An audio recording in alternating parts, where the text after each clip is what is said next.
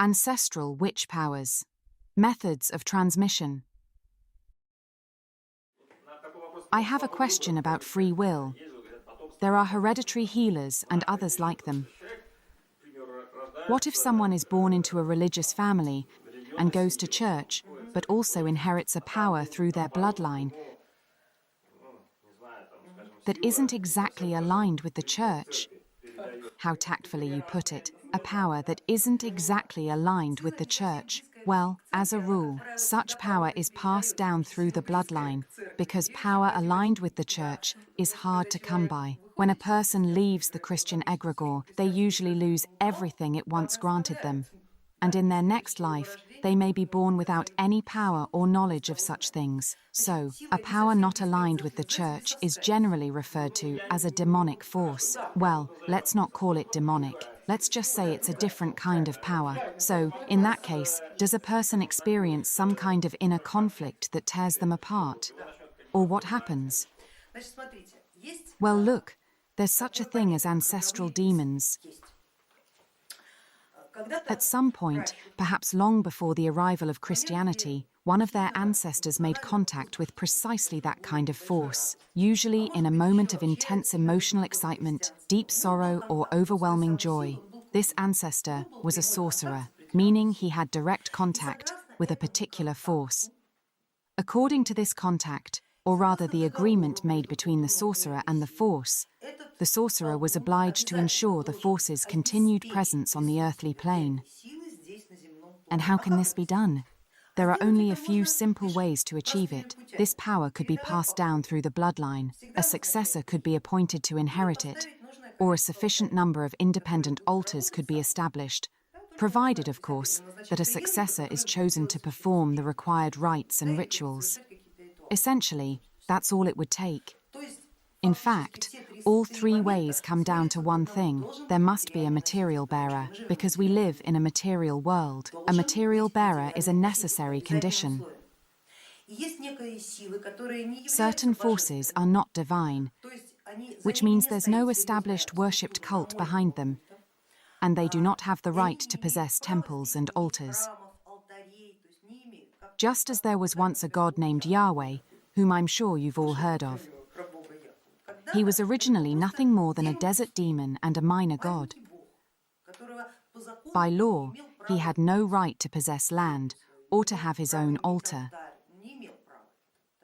But people earned him that right by investing their time in him. And how much time did the Jewish people invest in developing the cult of Yahweh? They wandered through the desert as a large group for 40 years. Do you really think that was for nothing? Has anyone ever been to the Judean desert? You can cross it in any direction in 3 days. Yet God led them round in endless circles, so that each of them would spend 40 years of their life developing that cult. Just think about it. The God required time and an initial investment.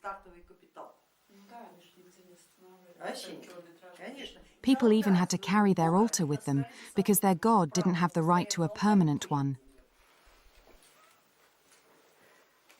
It's an astonishing story, a pity for the Jewish people, although in some ways they had only themselves to blame. Anyway, let's return to our question. There has to be a material bearer. Accordingly, a demon that enters this world is simply a force that needs to act here. Whether it acts intentionally or not, and whether its actions are harmful or beneficial, is a philosophical and highly subjective question, which we won't get into now. What matters is that it requires a material bearer, so it chooses a person for that purpose. In other words, they make an agreement. I will give you love, and in return, you will give me constant presence. Or, I will give you a bag of money. I'll show you where treasure is buried, and in return, you will grant me constant existence. And that's how these agreements are made. And if such an agreement exists, it must be fulfilled.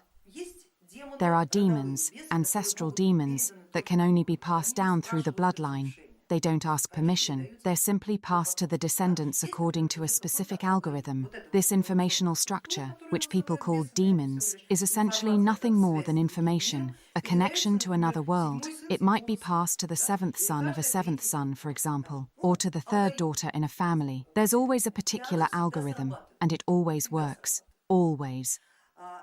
there's another algorithm as well. A direct transmission, meaning the direct passing of certain information through a material carrier, must take place. For instance, you might inherit a small notebook filled with spells from your grandmother, and simply glancing inside is enough for the transmission to occur. Or say, one of your relatives calls you over, and by touching you, by laying hands upon you, passes on this channel. They aren't transferring the power itself, they're passing on a channel through which the power will later flow into you. I once knew a witch who received her powers by complete accident from a total stranger. Back in Soviet times, she was standing by a newsstand, waiting to buy a copy of Pravda. A man came up to her, laid his hands upon her, and left. She said, "After that, something strange began to happen in my life. And when, 20 years later, I finally made sense of it all, those years of torment seemed to me like pure hell." At the time, as a young girl, she had no idea what was happening to her.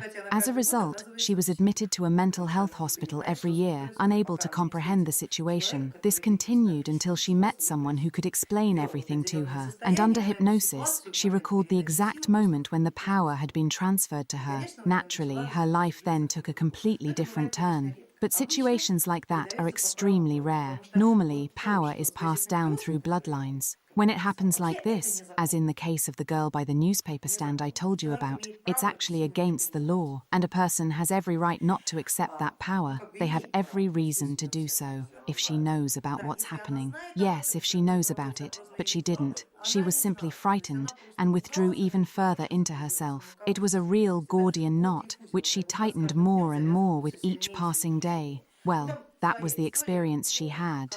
But once she found out, could she refuse to accept the power? Yes, absolutely, but she would need to turn to a very serious force to resolve this matter. Some kind of third-party judge, the master of this world, for example, or the Christian church. After all, it is present everywhere, and genuinely holds authority here. Had she turned to a proper priest, someone who knew what they were doing and wasn't just in it for the money, and explained everything, they could have performed the necessary ritual, and everything would have turned out differently for her. However, her own forces didn't lead her to a priest. Instead, they brought her to a professional witch who explained it all to her, and so her fate was sealed.